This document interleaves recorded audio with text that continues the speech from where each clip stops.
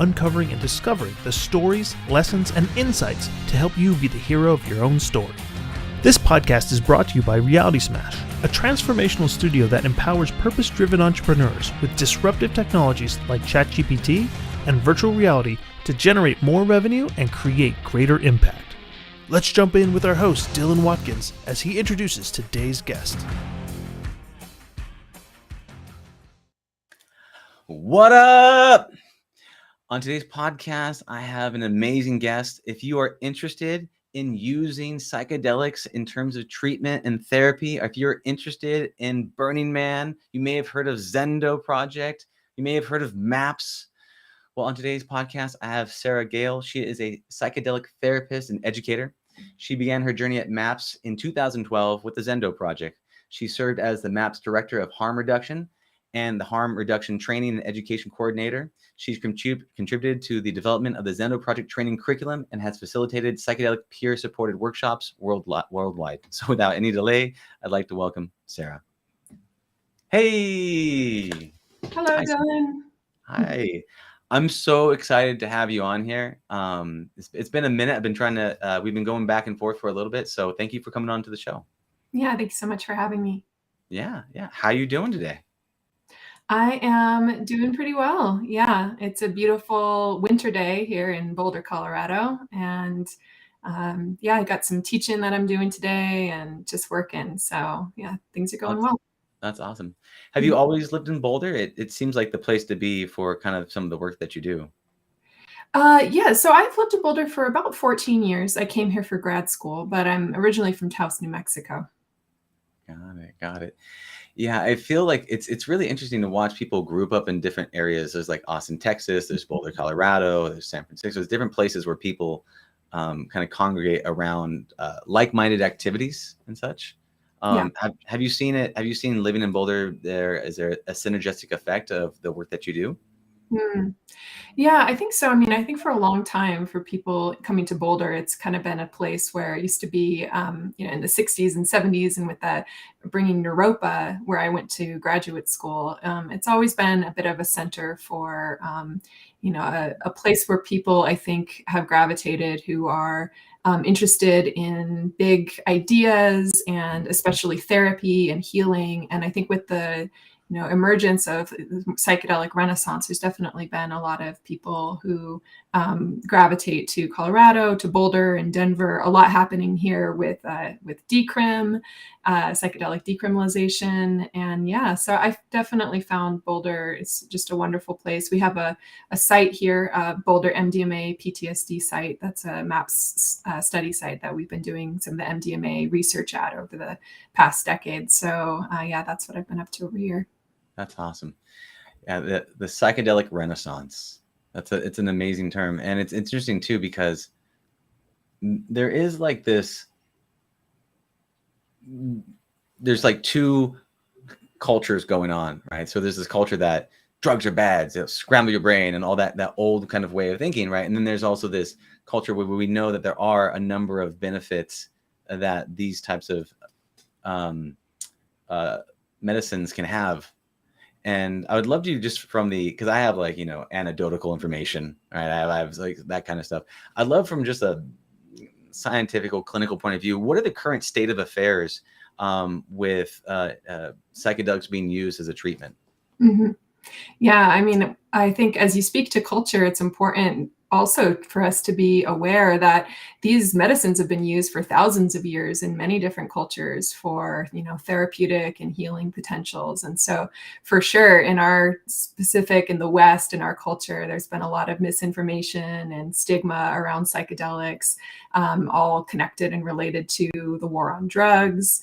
And so for definitely the greater half of, this past century. But I think it's also important to recognize that for many thousands of years before that, that these certain medicines, especially plant medicines, right? Not so much the synthesized ones, but the plant medicines have been used by many different cultures and communities throughout time.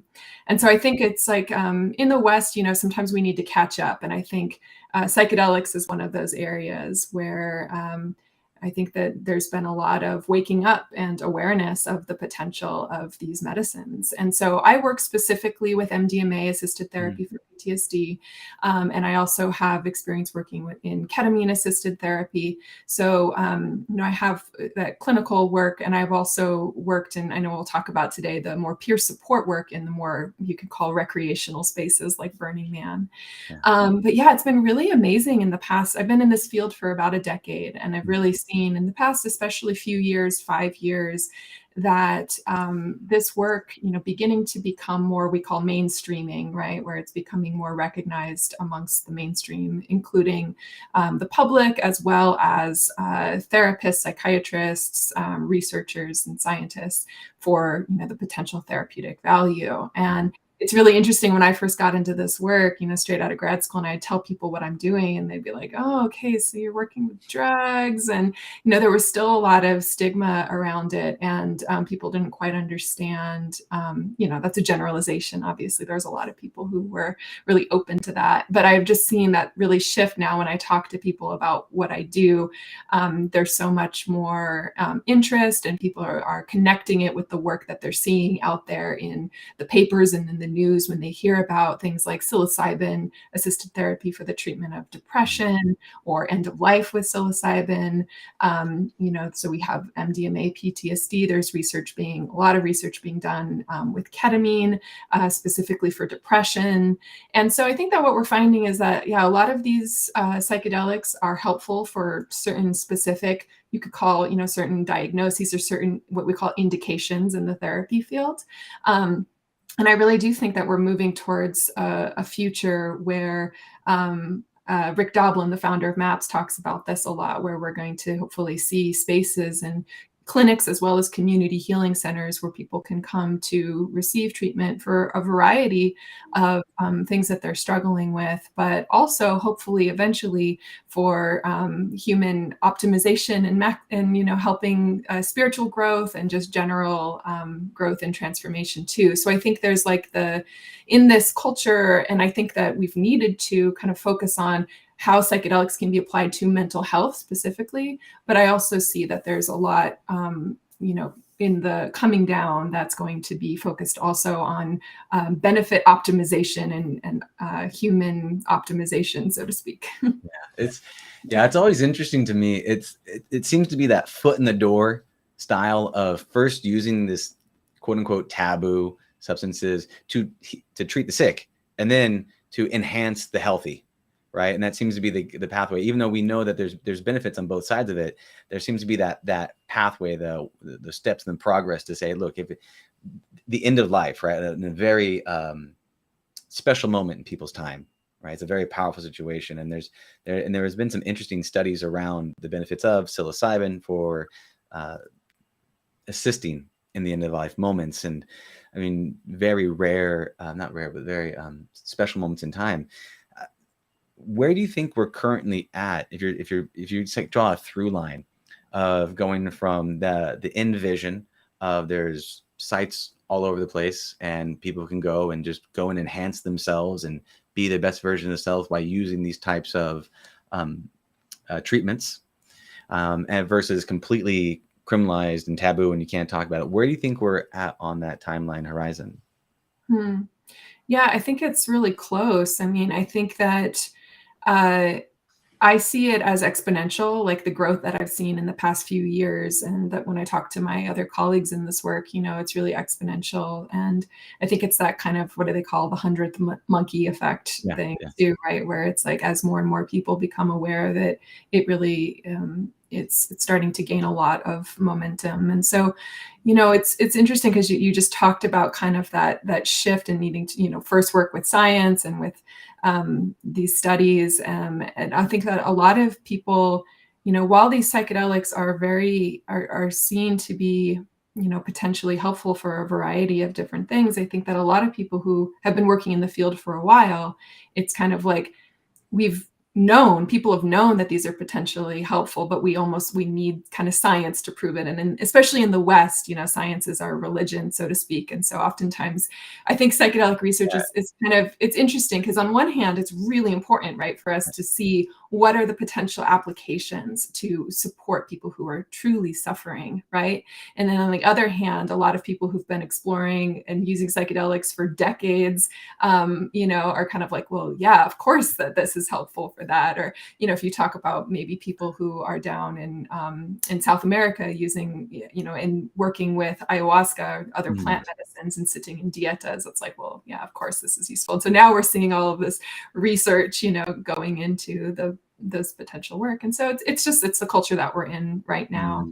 But yeah, to circle back around to your question, I think that, it's here, and we're seeing as psychedelics enter into more of this collective consciousness on a broader scale, we're seeing where it's butting up against those existing stigmas and those existing taboos that are still very much a part of our society and our culture.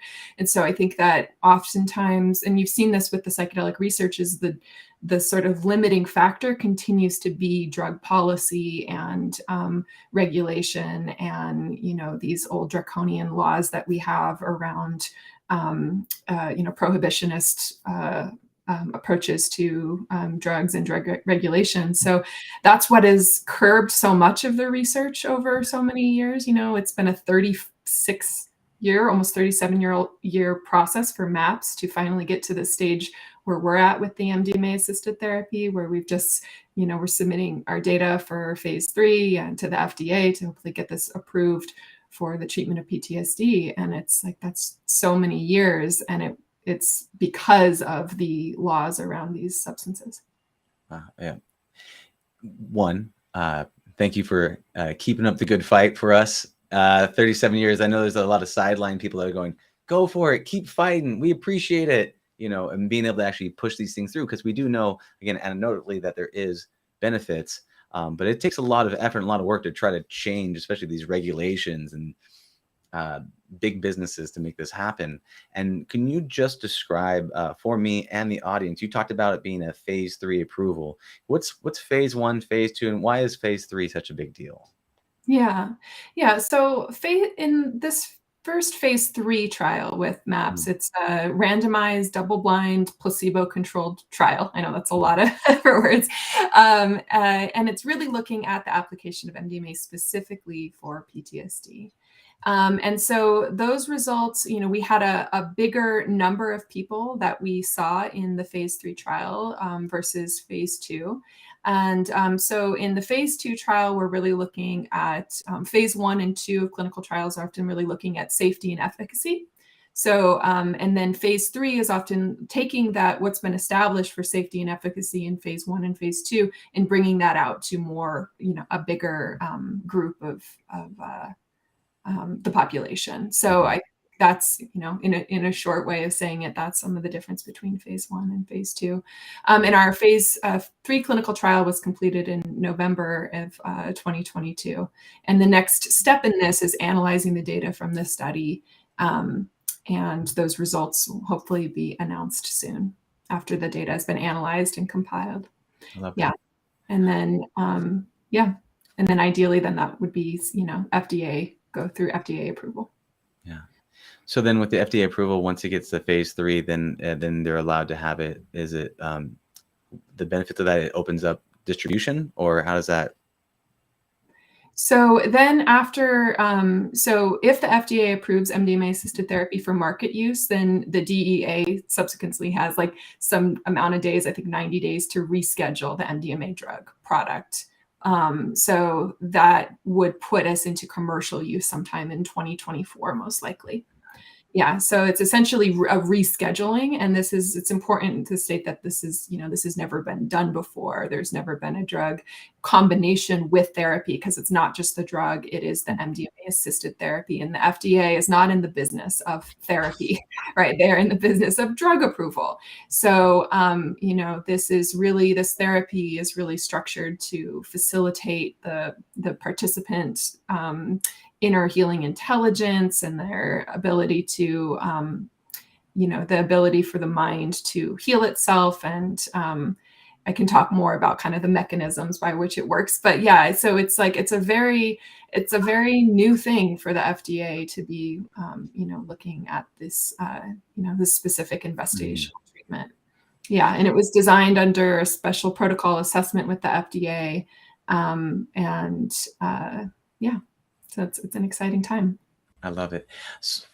So before we go into the deeps of the protocols and all that, I'd first love to just kind of rewind just a little bit and talk about what was your journey to, you said that, you left grad school and you jumped into this. What caused you to do that? Was there a moment in time or something that happened that had you to cause that shift to pursue this path? Yeah. So yeah, I always with my story, it's kind of like, well, where to begin, right? Because I think for all of us, if we look at the narrative of our lives and the arc of our lives, oftentimes we can see the beginning or the seeds of things very kind of early on.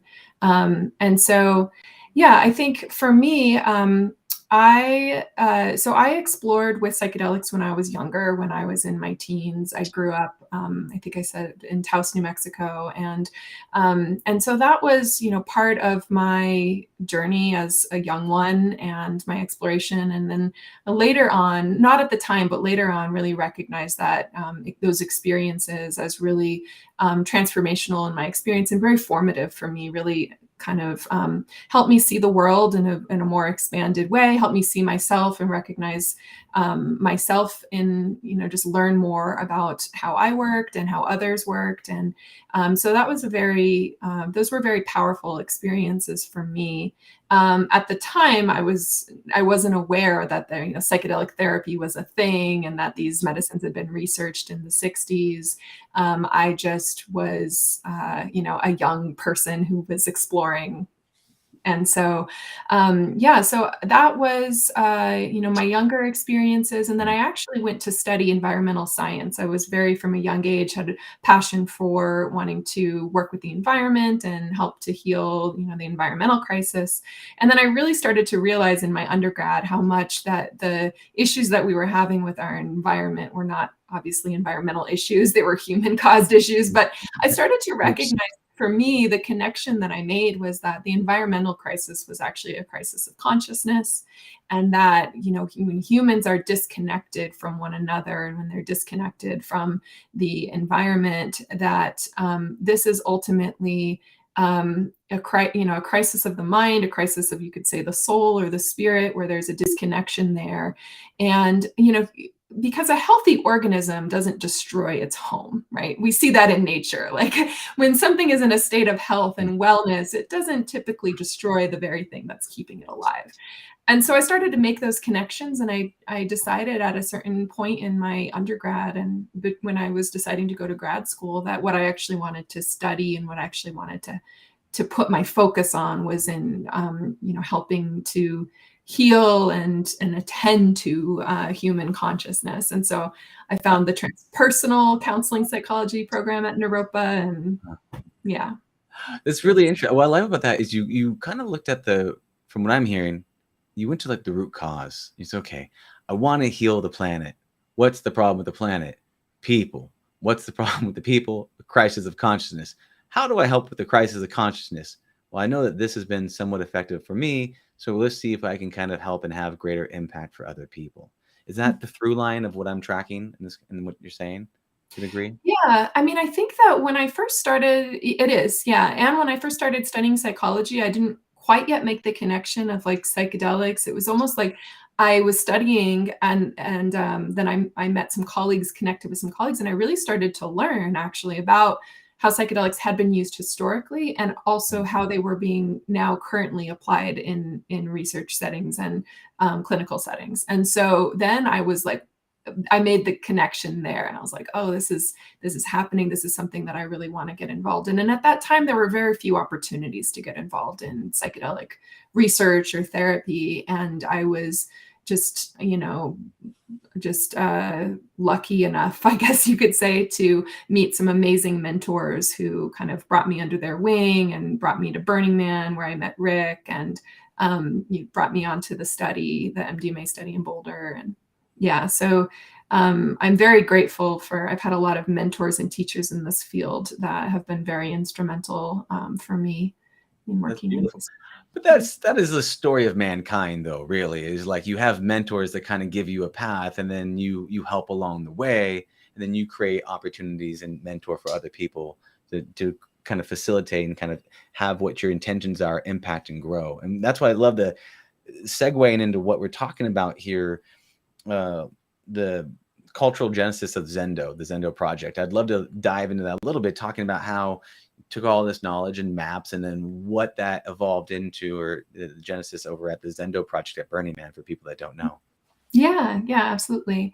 Yeah, so so the Zendo Project is a space, and it's also not just a physical space, but it's also an entire approach and philosophy to working with challenging psychedelic experiences, specifically in recreational settings like events and festivals. And it's really based in a foundation of compassion and listening, and just what we call in the field holding space for each other. And it has some guiding principles of the work. And essentially, I like to sort of position it in relation to what we might say is the opposite approach for dealing with challenging experiences. So sometimes when we think about, and this is becoming more and more people becoming aware of this, when we think about people who are having a challenging experience, we think about those kind of worst case scenarios, right? They're just having a difficult time, and they end up getting escalated, whether it's interactions with law enforcement or medical or, security. They're at an event or concert or something like that, and running around, take off their clothes, yelling, right? People in psychedelic states, it's a state of ego dissolution. It can get pretty wild.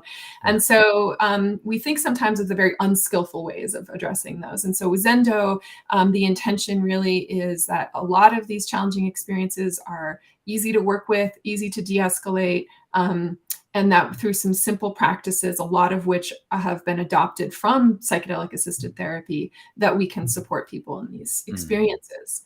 So for me, I first went to Burning Man in 2012, and one of my mentors, Marcela Otalera, who is the principal investigator for the Boulder site, she asked me if I wanted to go to Burning Man, and told me that it was the first year that they were creating this project called the Zendo Project. And so that was the Zendo Project's first years in 2012. And so I had no idea what harm reduction was, what psychedelic peer support was, and I went. And at that time, MAPS had been doing psychedelic peer support for actually about 20 years prior to that. They'd actually been doing work at other festivals, actually working at Burning Man. But the name Zendo Project and the actual namesake and everything came into being in 2012. And at that time, it was being directed by the former director. Her name was Lene Ponte. And so, she had been working at MAPS, and then started working on this project along with, Rick and other MAP staff members, and brought on a team of volunteers. And so I came that first year just as a volunteer. And then Lene and I got close and connected, and I got to meet Rick and others at MAPS. And so I worked with them for a number of years, started working with their training and education. And then I directed the project from 2016 to 2020. That's awesome. Yeah. And in terms of creating the curriculum, you said a lot of it was brought over from psychedelic-assisted therapy. That's a mouthful for me for some reason, but okay, we're gonna do it. So could you break down just high level, what does that look like in terms of holding space? What does it look like to be a good listener? What does it look like if someone is in that situation where they are trying to hold space for someone? Can you walk me through that a little bit? Yeah, for sure. Yeah. So I think, with Zendo Project, it's really important for us to honor our roots with this work. So Zendo Project and MAPS, they weren't the first organization to come up with the idea for psychedelic peer support or harm reduction.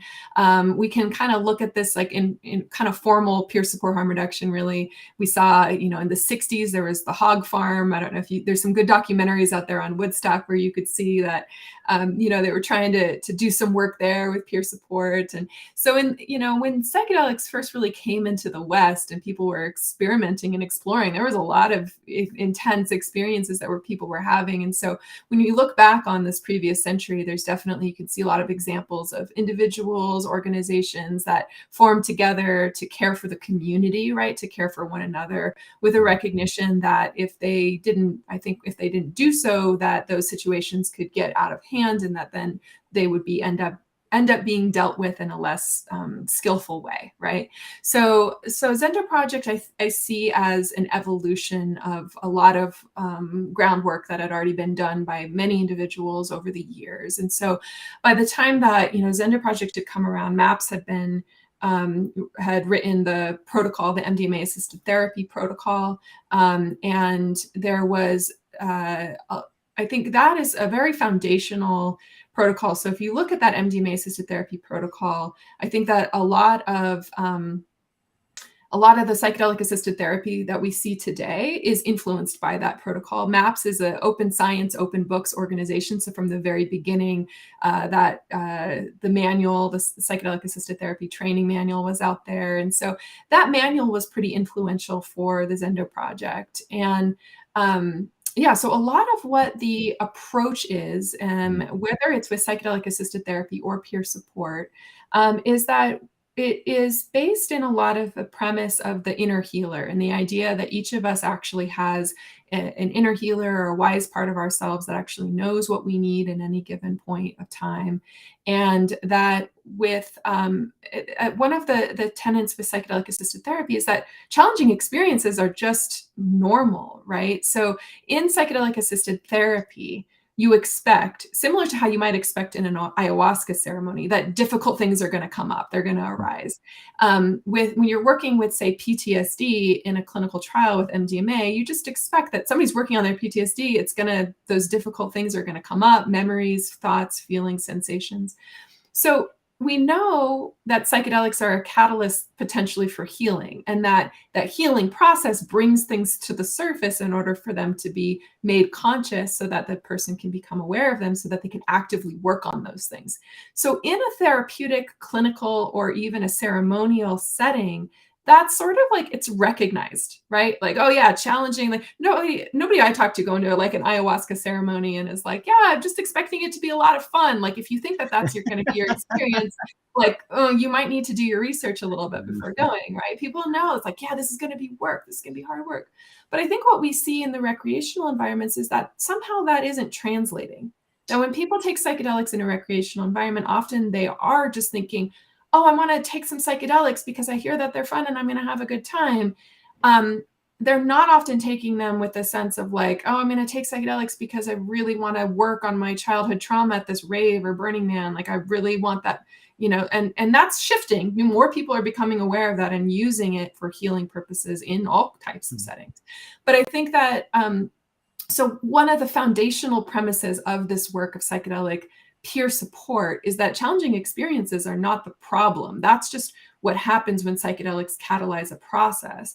The issue is that in the specific container that is recreational settings, that thread is lost. And so what happens is that people in their psychedelic experience will hit up against challenging moments because that's the nature of psychedelics. And then they will, because they're not in a container that feels safe, then they will start to, we could say, spiral out, right? They start to feel like, oh, I can't bring whatever's coming up. This is scary. I don't know who to talk to. I don't know how to work with this. And so then when they start to have that fear, then they start to resist the experience. And one thing that we know with psychedelics is that regardless of what place you take them in, if you resist the experience, it's going to get even harder. So usually people who come to us are coming from that place of something's come up, they haven't known how to deal with it, their defenses have come up, and then they're getting more and more scared, and somebody brings them to us or they come to us, and then we just really work to create an environment where they can let go, surrender to the experience, and receive the support of a volunteer. And those volunteers are, I'll pause, but those volunteers are trained in a variety of, skills and approaches to then work with that person, which foundationally, really, it's just a lot of listening and helping the person to stay safe. I love that. Yeah. There's a lot there, and thank you for sharing that and bringing context to everything. There's a couple things you touched on that I think was beautiful. Is one about this inner healer, the fact that we know what we need on a super deep level. There's something that can guide us through the process, but there's also this situation that I think that some of the truths, just take a step back here, is two opposites being held at the same time, right? Like we are both an individual speck of nothingness, and we're also a grand part of the cosmos and one with everything. We are an individual that wants to be autonomous and free, but we also want to be accepted by the community. And one of the biggest issues that we have here when we talk about this, I feel something within that I have shame or guilt I'm trying to repress or hold into, is it can create this huge turmoil. And it's almost like holding balloons underneath the water, and you're just pressing them down, trying to hold them out. But then when you take psychedelics, those balloons start to rise at the surface, and you're trying to catch them, and they're going everywhere. And there's that fear, that shame, that guilt that you have about bringing up, especially if you go to try to talk to somebody and they handle it, would you say, without tact, in a non-compassionate way, we'll say. And what I love about this is, so you're creating a container to say, hey, just no matter where you go on this journey, if you just embrace it and you lean into the experience versus lean away, then you can just ride through it so much more smoothly versus resisting the thing and having it persist as it goes through you. So what I love about that is the addressing the shame, the guilt, and making a safe space for, because we all get it. And it's very hard if like, oh man, you're killing my buzz. Like if that's not like the spot to really have this. So this is great. And I do have a question, and I'm going to go a little woo-woo for a second, then we're going to pull it back. So my little woo-woo for a second is just around the inner healer. Do you feel, what are your thoughts around this? Is I recently had a podcast guest on who just kind of hurt my brain to try to have a conversation with him because he was too damn smart. His name was Donald Hoffman, a neuroscientist from USC, wrote a book, A Case Against Reality. And he's like, look, physical reality and time is not real. It's all just consciousness connecting to consciousness. And we are just consciousness experiencing each other. And we're inside consciousness that is just making up time and space. And he's a neuroscientist. And I'm like, this sounds like a mystical experience. Are we sure we're still talking about science? He goes, yes. And he had a bunch of scientific facts to prove it. I'm not going to quote him, but needless to say, that's what it is. And in the areas that you're dabbling on, both the science side of things and in the psychedelic side of spaces and in this space, do you believe in terms of the inner healer, is there something that the inner knowing, is that coming from us, or do you think that's coming from some sort of outside consciousness that we're all connected to? What are your thoughts around that? Yeah, well, I love that you're getting woo.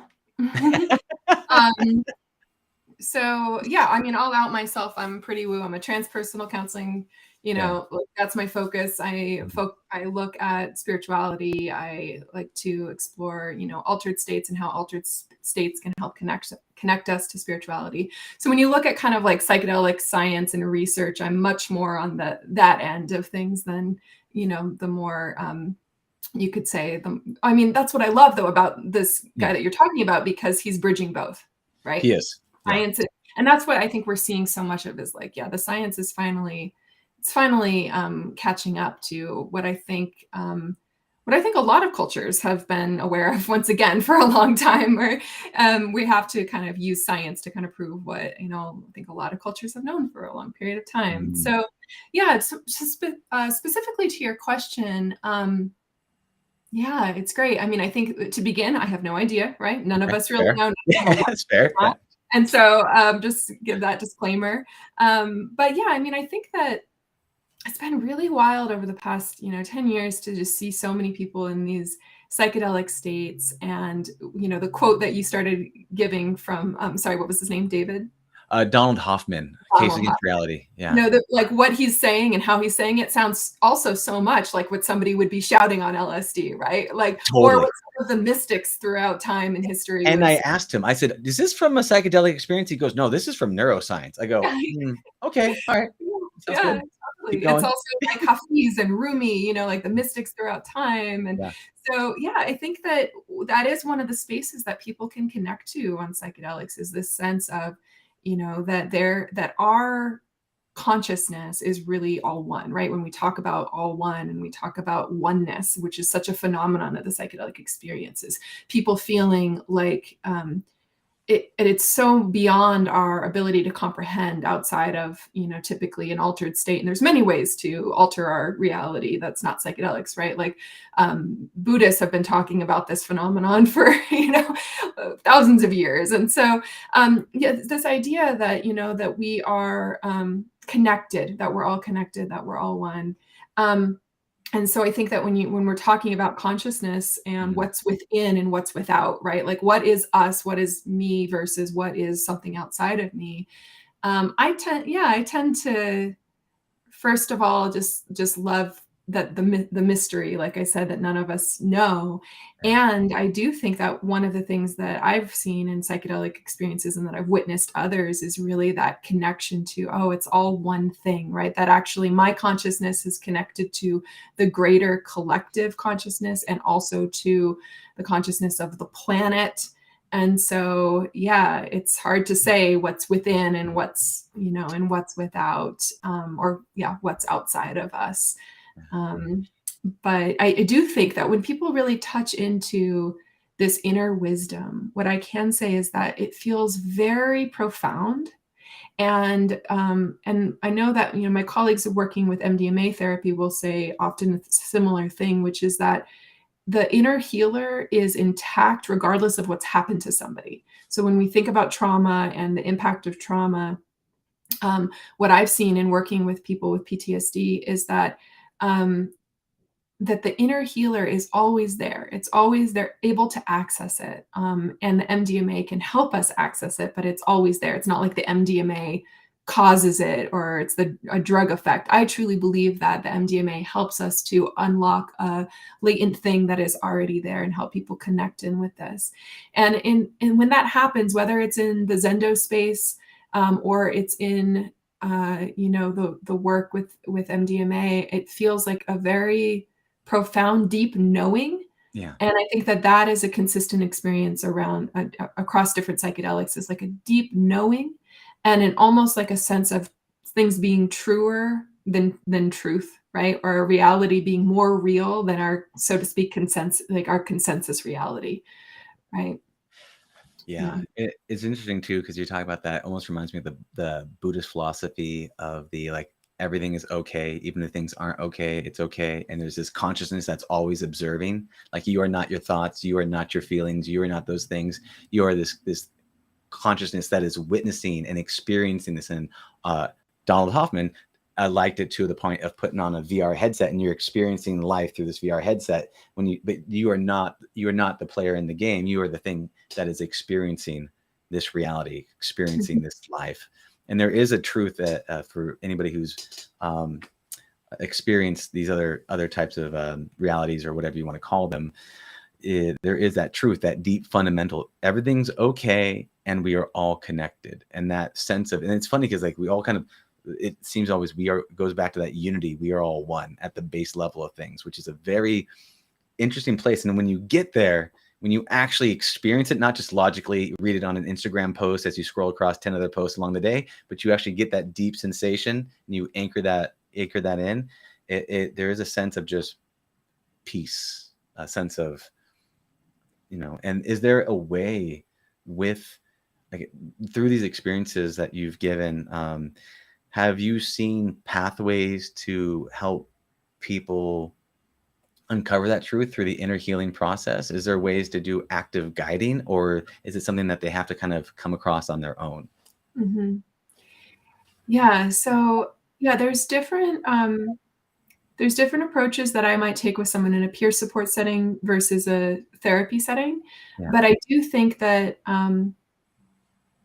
that there's definitely also some overlap. And what I'll say is that a lot of it is about getting out of the way as the helper. So whether it's as the therapist or the healer, the peer supporter, the guide, whatever you want to call it, right? There's a lot of different ways and contexts that you can like work with someone on psychedelics.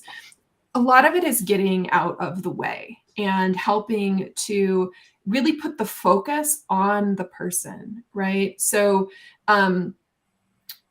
essentially one of the ways that looks is not providing all the answers. So oftentimes Mm. when people are in a psychedelic state, especially if they're afraid, they might ask you a lot of questions, right? And some of those questions might be, it's good to answer them. Where's the restroom? Am I okay? But then there's like these deeper existential questions that come up, right? And so sometimes, for instance, if somebody asks me, am I safe? Right?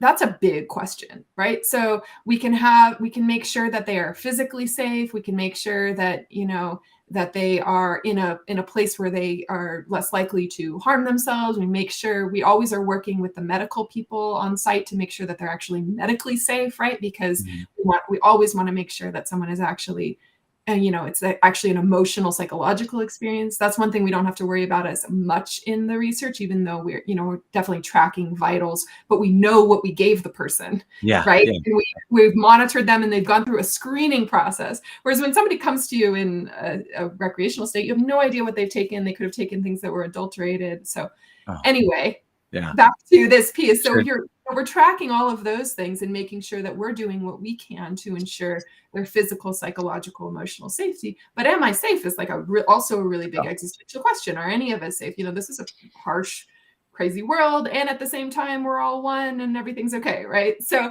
it's like, Oh. to me, when I'm working with someone who might be asking a lot of questions, then I really just want to create the space to, really invite them that they have the answers, that I'm there to create space to support them. I'm there to listen.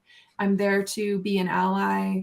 And to support them in their experience, bring them things to help them feel safe, water, snack, blanket, right? But ultimately, I'm not the one that's going to do the healing. And I Mm. for the medicine itself, it's really important. And we tell people this with MDMA therapy. It's not the medicine, it's the inner healer, right? So the medicine is helping to create access to that, as I said. And so I think that where we get into trouble is people, I think, who maybe, don't have the foundational skills and who want to work with these medicines, who are coming in and like, I'm the healer, I'm the guide, and I'm going to help this, person. And it's like, actually, your job is to really get out of the way and help. Mm. And that's how you can best help the healing happen. And there's a lot of questions, a lot of things that you can do to do that. But at its core, so much of what I'm doing as a therapist or as a peer support provider is centering the experience of the individual. Mm. Facilitating a deepening of their own internal inquiry process with themselves, helping them, to support them in feeling their emotions, because so much of the experience is not just mental, it's somatic, it's emotional, and getting out of the way, Yeah. right? Not pretending that I have the answers or we're all just figuring it out here. I'm not some, like, You just out that putting the everybody edges on it, right? You're just like, okay, you're helping the edges. They got to walk the path. You're just putting the edges on for them. And with all that you're doing here, with the work with MAPS, with the Zendo Project, with all of the studies and the times and the countless hours you put into this, what's your holy grail? What's your flag in the sand? What do you hope to achieve with all the effort that you've put into this time? Yeah. Well, I just want to say it's been magical to see how it's like the Zendo Project's work has been so much a community effort.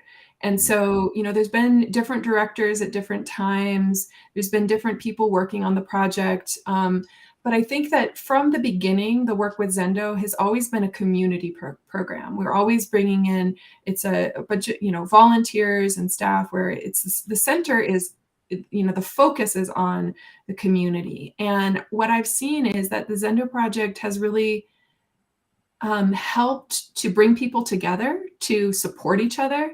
And like a lot of the ways that people are approaching even challenging experiences, I've seen change in the zeitgeist, in the of the culture.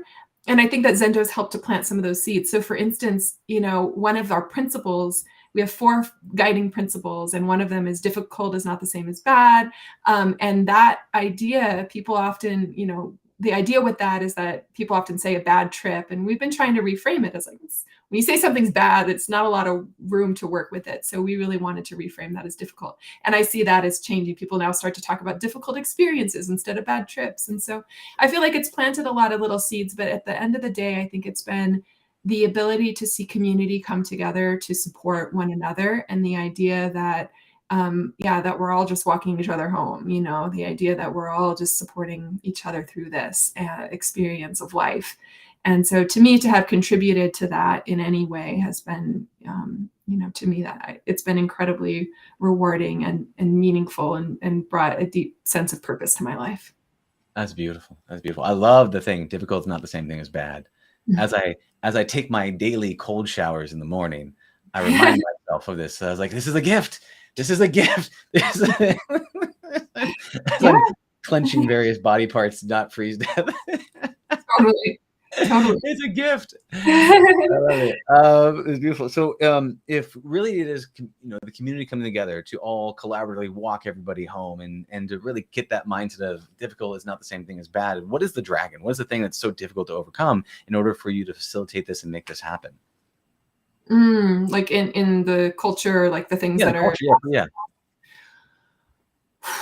Yeah. I mean, I think that similar to MAPS, so Zendo Project recently spun off into its own organization. So now it's officially, it's launched in the world. It's becoming an adult. And so after 10 years of being a project within MAPS, has now become its own nonprofit. The new director, Chelsea Rose, she's been working with the project for a number of years. And so it's going to, as it becomes its own entity out there, its own being, it's a really big growth point, for it. I think it's very different to be operating peer support with MAPS versus becoming its own organization. But I think that some of the challenges are very similar to some of the challenges that MAPS has faced, in that when you're pioneering new work in the world that hasn't been done in quite that way before, what happens is that you come up against challenges that you couldn't have predicted and that haven't been solved. They're problems that haven't been solved. So I think a lot of the challenges that MAPS has faced, I think a lot of the challenges that Zendo Project has faced, is because they're doing something that hasn't been done before. And so that in and of itself, it's what we call, when we call that pioneering work, it's like when you do pioneering work in anything, you're going to be the ones that learn the lessons the hardest. You're going to be the ones that end up having to learn things so that other people who come after can benefit from that. It's kind of like what you're talking about with mentorship earlier. Yeah. And so I think that it's like, there's definitely external challenges, right? There's what we talked about at the beginning of the recording. There's like all of the legal stuff and the regulation and all of that, and scheduling of these substances. And that is really core. That's like another podcast that we'll have to do. But so I won't go too far down that rabbit hole, but that's the external thing. So there's external things that we're dealing with related to this long war on drugs. And so that's challenging. And then that makes it really difficult. It has made it really difficult to bring these services to a larger scale, right? Because there's still so much stigma. And so we're still working with that. Even though a lot has changed over the past 10 years, we're still working with that. And then I think the internal challenge of just having problems and things that you have to navigate as the first people to navigate that. And that's just something that I think comes with pioneer, any work that's being pioneered. Yeah, so you have the external, and you have the social, cultural zeitgeist, and then you have the internal work that needs to get done. That's makes a lot of sense. And you're right, that'd be a whole other podcast that we could totally get into. So I completely agree. So we cross that bridge when we get to that one. With that being said, it's been awesome having you on. Is there anything else you'd like to let people know about before you tell them how to get a hold of you? Yeah, I think that oftentimes people are really interested in, learning how to get involved with this work. So, as Zendo Project becomes its own organization now, I know that they're still planning on doing Burning Man. And they also offer educational opportunities and workshops. And so a good way to stay in touch is to go to zendoproject.org and to sign up for the email newsletter. Mm-hmm. And that newsletter, you'll get all of the updates on how to stay connected to the project and volunteer opportunities and education opportunities. So just encourage people to stay connected. We also have a Facebook page and Instagram page as well. Beautiful. Sarah, thank you so much for coming on. It's been an honor and a pleasure. I appreciate all the good work that you're doing, all the good work that Zendo and Maps is doing. So thank you so much for your time. Have a beautiful and blessed day, and I'll see you on the other side. All right. Thank you. See you on the other side. Bye. Thank you for listening to the Heroes of Reality podcast. Are you interested in using disruptive technology like ChatGPT AI and virtual reality to help your business to generate more revenue and create greater impact? If so, go to heroesofreality.com to take the Heroes quiz to unlock your potential as a purpose-driven entrepreneur. Thank you for listening.